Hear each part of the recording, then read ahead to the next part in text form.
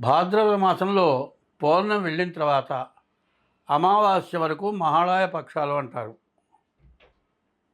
ఎన్నో పూజలు చేస్తున్నారు, ఎన్నో వ్రతాలు చేస్తున్నారు, ఎన్నో యజ్ఞాలు చేస్తున్నారు, ఎన్నో యాగాలు చేస్తున్నారు. వీటన్నిటికంటే కూడా ప్రధానమైనది ఒకటి ఉంది.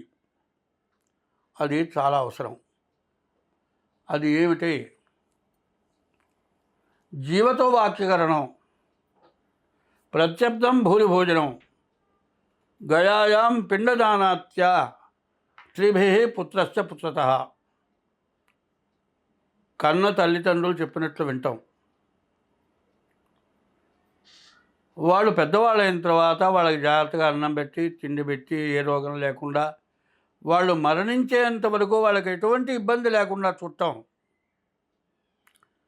ప్రత్యబ్దం భూరిభోజనం, వాళ్ళు మరణించిన తర్వాత కర్మ చేయటం.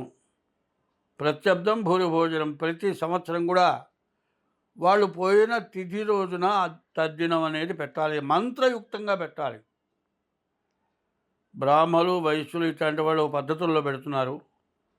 మిగతా వాళ్ళు తగిన పద్ధతుల్లో పెట్టట్లే, ప్రేమతోనే ఉంటున్నారు.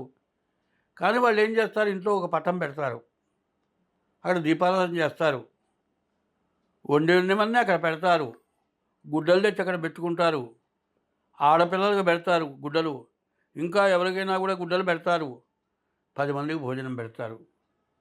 అది కాదు. ప్రత్యబ్దం భూరి భోజనం అంటే పిండ ప్రదానం తద్దినం మంత్ర విధంగా ఉంటుంది. అది పిండాలు 3 పిండాలు పెట్టాలి. బ్రాహ్మడు మంత్రయుక్తంగా చేయిస్తాడు. అది ఆ విధంగా తద్దినం పెట్టాలి. ప్రత్యబ్దం భూరి భోజనం. గయాయాం పిండదానాత్య, కొడుకైన వాడు గయకు వెళ్ళి పిండ ప్రదానం చేయాలి. త్రిభి పుత్రస్య పుత్రతః, ఈ 3 పనులు చేసిన వాడు పుత్రుడు అవుతాడు. ఇది ప్రతివాడు చేయదగిన పని. ఇప్పుడు అందరూ చెయ్యతగని పని చేస్తున్నారు. ఏమిటి? తల్లిదండ్రులకి వాళ్ళకి ఎంత వచ్చినా చాలటల్లా, మా సంపాదన, మా తిండికి, మా పిల్లల చదువులకి మాకు చాలటల్లా, మేమే అప్పుల పాలవుతున్నాం అని తల్లిదండ్రులకు అన్నం పెట్టలే. వాళ్ళు మంచాన పడ్డ చూడటల్లా. చాలక చూడని వాళ్ళు కొంతమంది ఉన్నారు. బాగా సంపాదించి విదేశాలకు వెళ్ళి అక్కడ బాగా సంపాదించి ఈ ముసలివాళ్ళని మన దేశంలో, ఇండియాలో వదిలిపెట్టి వాళ్ళని చూడకుండా వృద్ధాశ్రమాల్లో చేర్చి, ఇంకా కాదు ఆస్తులుంటే ఈ ఆస్తులు మాకు వద్దా, మీ ఇష్టం వచ్చిన వాళ్ళకి ఇచ్చుకోండి అనేవాళ్ళు. తీరా చచ్చిపోయిన తర్వాత రావాలంటే మాకు సెలవు దొరకలేదు, ఎవరెవరు మట్టి చేయండి, వీడియో నేను చూస్తాననేవాళ్ళు ఇట్లా తయారైనారు. సరిగ్గా బతుకున్నంతకాలం అన్నం పెట్టి, చచ్చిపోయిన తర్వాత కర్మ చేసి, ప్రతి సంవత్సరం తద్దినం పెట్టి ఇవి ఎవరైతే చేస్తారో వాళ్ళ కుటుంబం మొత్తం వృద్ధి పొందుతుంది. ఇప్పుడు చెప్పినవన్నీ ఎవరు చేయకుండా ఉంటారో వాళ్ళకు పితృదోషం అంటారు. పితృదోషం ఒకటి ఆపాదిస్తుంది. తర్వాత భార్యను సక్రమంగా చూడక, పరాయి స్త్రీ వ్యామోహంతో పరాయి కుటుంబాలను చెడగొట్టి, పెళ్ళైనటువంటి స్త్రీలని వాడుకొని ఆ భార్యాభర్తలకి, వాళ్ళకి పుట్టినటువంటి సంతానానికి ఎడలు బాపి పిల్లలు అన్యాయం అయిపోతే అటువంటి వాళ్ళకి కాలసర్పదోషం వస్తుంది. చెయ్యరాని మహాపాపమైన పనులు చేస్తే కాలసర్పదోషం. తల్లిదండ్రుల్ని చూడకపోతే పితృదోషం. తర్వాత సర్పాలని చంపితే కాలసర్పదోషం, కుజదోషం. ఇట్లాంటి దోషాలతో ఎన్ని గ్రహశాంతులు చేసినా కూడా ఎవరు కూడా బాగుపడలేకపోతున్నారు.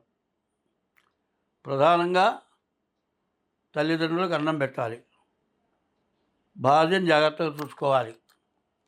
తర్వాత తల్లిదండ్రులు ఎట్లాంటి వాళ్ళు, పిల్లనిచ్చిన అత్తమామలు తల్లిదండ్రుల కంటే గొప్పవాళ్ళు.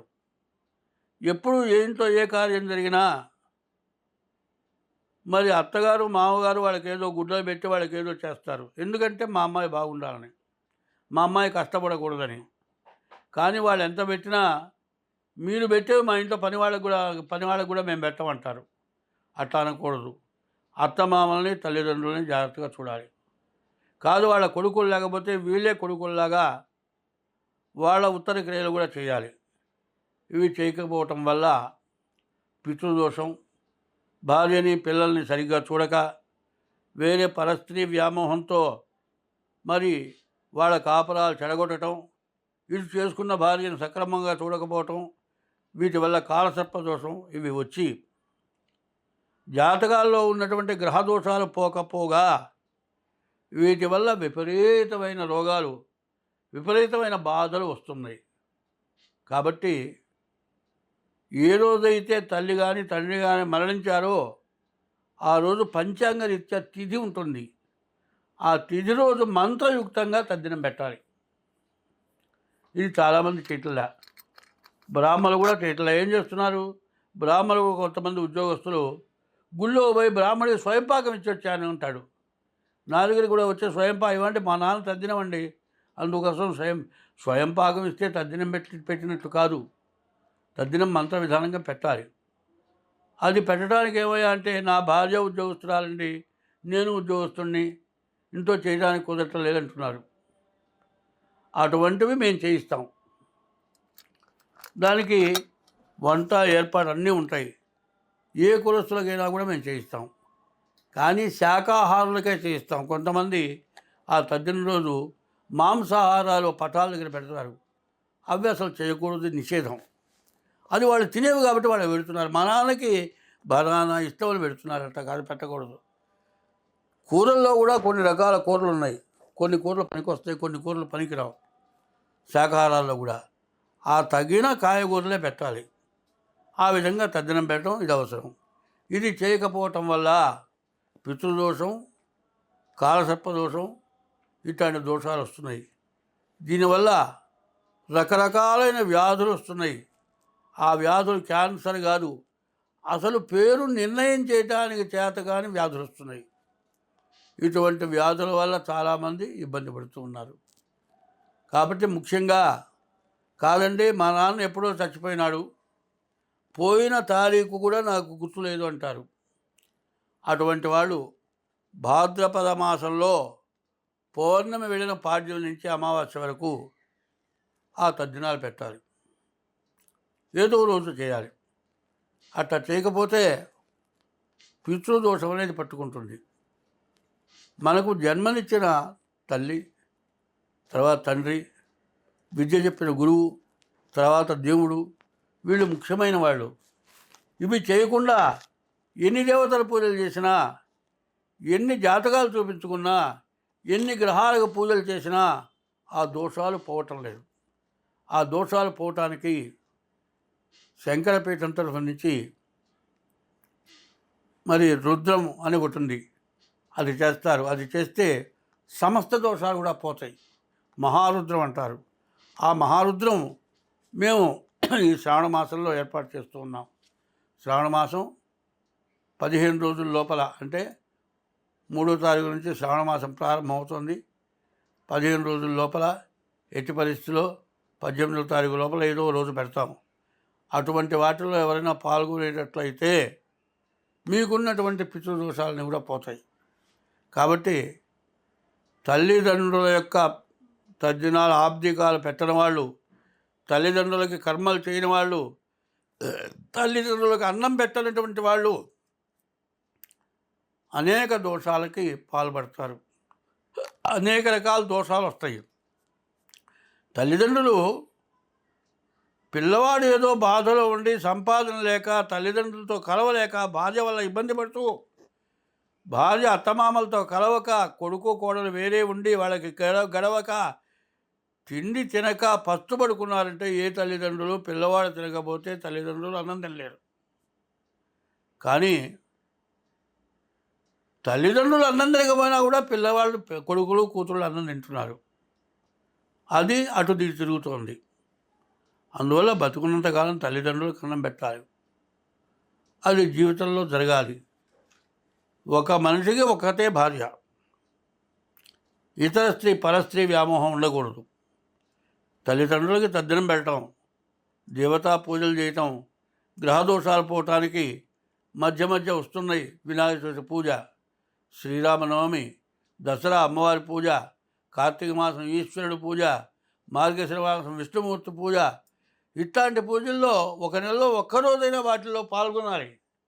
ఇది కాక భాద్రపద మాసం అన్నిటికంటే ముఖ్యమైనది. భాద్రపద మాసంలో మరణించినటువంటి తల్లిదండ్రులకు అన్నం పెట్టాలి. అది మంత్రయుక్తంగా చేయాలి. అది ప్రతి వాళ్ళు తప్పనిసరిగా చేయండి. అందులో ఈ సంవత్సరం క్రోధన నామ సంవత్సరం, క్రోధంతో కూడుకున్నటువంటి సంవత్సరం. అందులో నవనాయకుల్లో 7 పాపులు, 2 శుభులైనారు.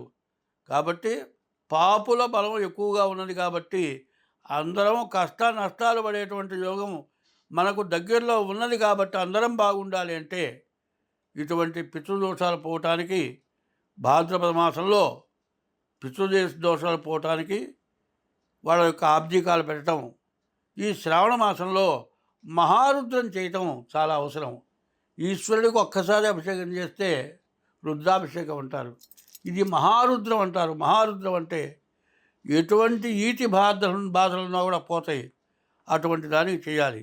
ఇవి చేయాలి అంటే మీరు ఈ ఆబ్జికాలు పెట్టాలన్నా ఈ మహారుద్రం అనేటువంటి ఎటువంటి బాధలున్నా సరే అంతా బాగుండి ఎవరికో హామీ సంతకాలు పెట్టి కానీ, లేకపోతే మన ఆస్తి ఎవడైనా సరే కబ్జా చేసి కానీ, భార్యాభర్త బతకలేక, పిల్లల్ని బతికించలేక అన్నీ ఉండి చాలా రకాల బాధలు పడుతూ ఉన్నారు.